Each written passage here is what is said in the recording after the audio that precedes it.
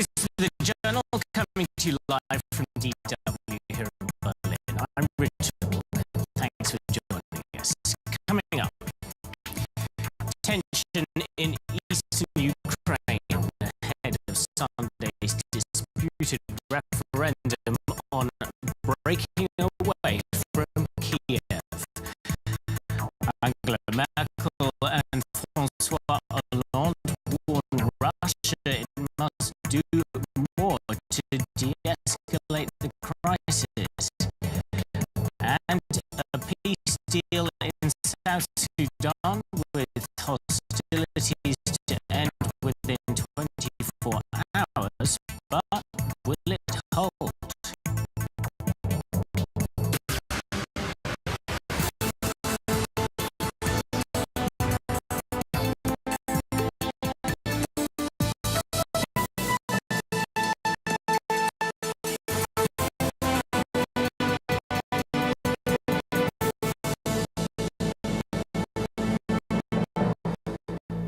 For some, it's an illegal attempt to break up a sovereign state. For others, it's a democratic exercise in self-determination. Preparations are underway in eastern Ukraine for tomorrow's referendum on splitting away from Kiev's control.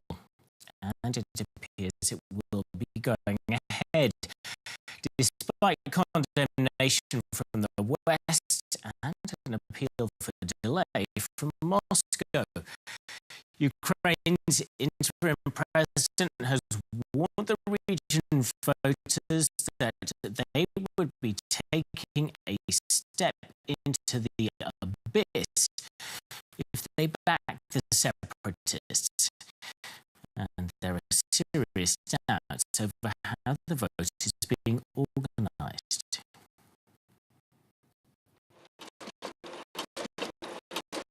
Organisers have printed 3 million ballot papers, but there are no security markings to prevent them from being duplicated. Election officials are refusing to allow international observers to monitor the vote.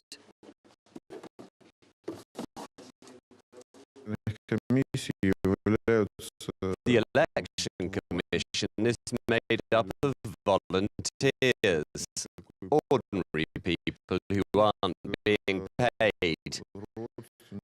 They and members of their families will maintain law and order at the polling stations. And we have regional militiamen too. The government in Kiev, the EU and the United States are calling the vote illegal. But many people in eastern Ukraine are enthusiastic about the prospect of going to the polls.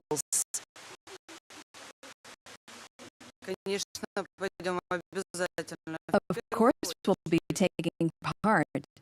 It's the first thing we'll do tomorrow. Donbass needs this referendum. We'll definitely go. It's a celebration for us.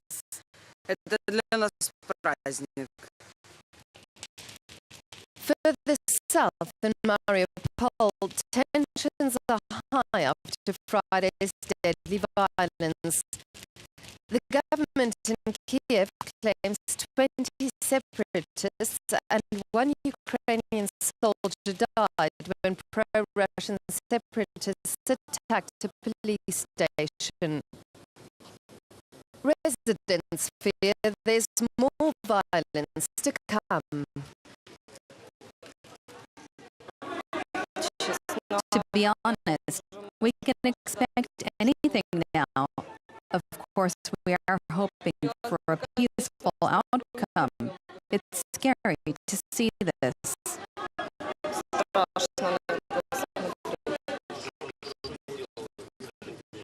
Rebel-controlled cities are now relatively calm.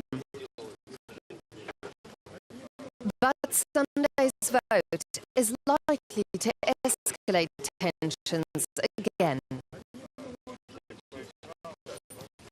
Well, our reporter Kitty Logan is in the separatist stronghold of Donetsk.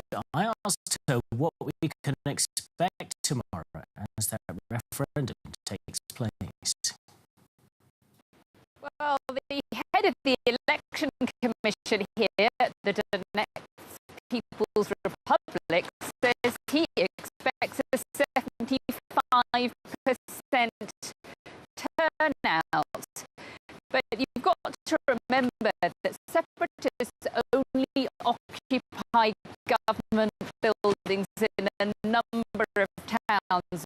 We've been to other towns and villages in a region where the Ukrainian government or the authorities loyal to the Ukrainian government actually are still in charge. It's going to be interesting to see how they manage the logistics of this. We have heard some reports in some areas that the separatists are not able to access polling stations, for example. But we do expect here in Donetsk for many people to go out and vote. People we spoke to on the streets yesterday said they would vote, and they would vote with the Donetsk People's Republic. But that certainly isn't the entire picture here in the entire region. Let's look ahead, Kitty. I mean, from what you're saying, it does sound like the separatists do broadly have the upper hand though, in this situation. I mean, walk us through the scenarios. I mean, what could that mean if we find out on Monday that there was, say, a big vote in favour of breaking away?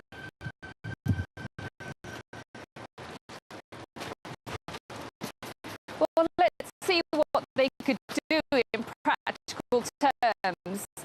If you look at it, they do control, for example, here in Donetsk, every single government building in the city. There's nothing left for them to take. They're already wielding a lot of power and influence here. We saw yesterday during Victory Day a military parade through the town led by Donetsk People's Republic. Very open, no masks, carrying their weapons. They feel very confident here. They feel very powerful. Even, for example, in other towns like Saviansk, which is actually encircled by Ukrainian troops, we see there the city mayor very defiant. He will carry on with his referendum. He says he will hold that vote. But the Ukrainian military is trying to crack down. We saw that yesterday in Mariupol. They are trying to prevent this. But whatever military action they intend to take between now and tomorrow, it probably comes too late to stop the momentum. Yes, the question is what will happen afterwards, but the momentum definitely very much with the pro-Russian movement at the moment. Kitty Logan for us in Donetsk. Thank you very much. Well, as we've heard, tomorrow's vote in eastern Ukraine is being dismissed by the Western powers as illegal. And the leaders of France and Germany underlined that view today after talks dominated by the Ukrainian crisis. They say that the key to stabilising the country is the presidential election planned for May the 25th. And they say that Russia must do more to ensure it goes ahead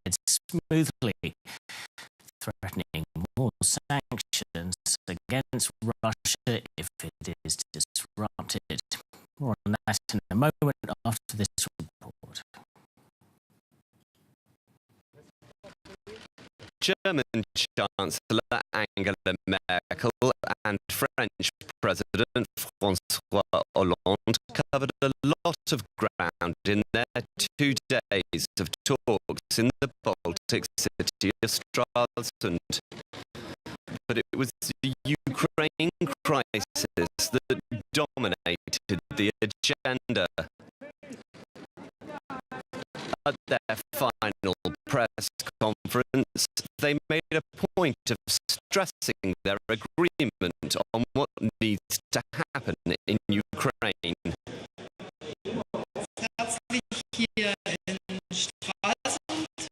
We consider the scheduled referendum tomorrow to be illegal and place emphasis on an election for the whole country on May 25th.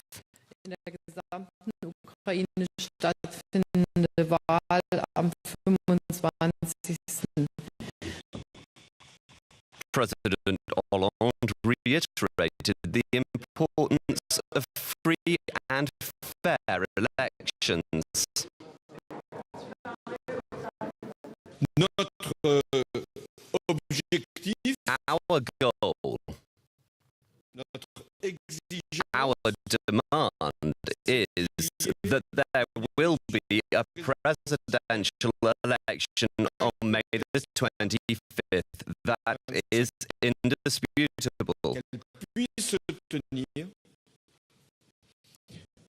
en And that the election takes place under regular, transparent conditions. au président qui That way, the elected president has the legitimacy needed to negotiate. Both leaders say that elections are the best way to restore stability to Ukraine, and that both sides should work with the OSCE as preparations for the election proceed. Our chief political correspondent Melinda Crane has been following those talks. She joined us in the studio now. So, Melinda, the wording of the statement is actually that there will be appropriate consequences if Ukraine's presidential election coming up on May the 25th doesn't go to plan, i.e. a third round of sanctions from the Europeans. What would they actually be? Well, they would be tougher sanctions, and the condition is that if elections do not proceed in stable form, if they fail, now they did leave open what exactly that might entail, but basically tougher sanction means economic sanctions across broader sectors. So far, we've basically seen sanctions targeting individuals. This would now move on to target entire sectors. They did not say what those sectors might be. Theoretically, it could be the energy sector, could also be the banking sector, but they did not spell that out. So they've left themselves for some room to maneuver, but made a very clear statement that they are willing to proceed with tougher sanctions. Yeah, and what do you think is the thinking behind that explicit link now between sanctions and the presidential election on May 25th? Well, you know, it's the only really concrete benchmark they have. It has proven very difficult to trace exactly how and to what degree Russia might be influencing the pro-Russian separatists. The idea here is basically that by tying these possible sanctions to elections, they force Russia to become proactive. They're basically saying, you need to become a guarantor that these elections do go forward in a stable way. So they're basically trying to compel Russia to get out in front of the process. Melinda Crane, thanks very much for coming into the studio. We're moving on to other stories now, and Southeast Asian leaders say that they will express concern about what they're calling Chinese aggression in the South China Sea at their regional summit coming up on Sunday. This after Vietnam's foreign ministry released new footage showing Chinese vessels ramming Vietnamese Coast Guard ships. The ministry official said that the Chinese vessels also used water cannons against the patrol ships, injuring 6 people. The incident took place in waters claimed by